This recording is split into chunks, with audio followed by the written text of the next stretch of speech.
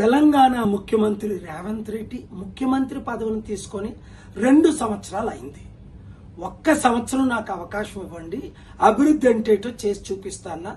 నేను కూడా ఆయనకు పూర్తి మద్దతుగా సీఎం కాకముందు, సీఎం అయిన తర్వాత ఒక 10-15 స్టేట్మెంట్స్ ఇవ్వడం మీరు చూశారు.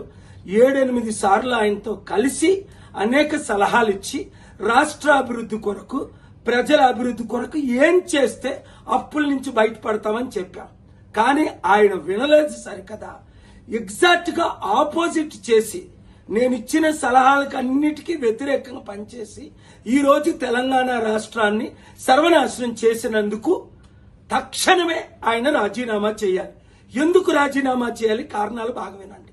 1, 6 గ్యారంటీలు ఆయన ఇచ్చారు, ఒక్క గ్యారంటీ కూడా నెరవేర్చలేదు. అందులో 2 లక్షలు తులం బంగారం వినేస్తాన్నారు, ఇవ్వలేదు.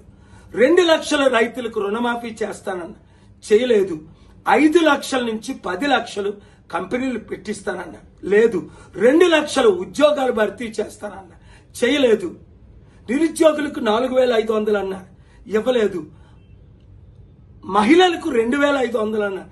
గ్యాస్ సిలిండర్ ఇలాగ చూసుకుంటూ పోతే 100 వాగ్దానాలకి కంటే ఎక్కువ ఇష్టం వచ్చినట్టు, నోటుకొచ్చినట్టు అబద్ధ వాగ్దానాలు ఇచ్చి ఓట్ల కొరకు అందరినీ మోసం చేశానని ఆయనే ఒప్పుకున్నారు. ఇప్పుడేంటి, డబ్బు లేదు, నన్ను కోసికి తినండి అంటున్నారు.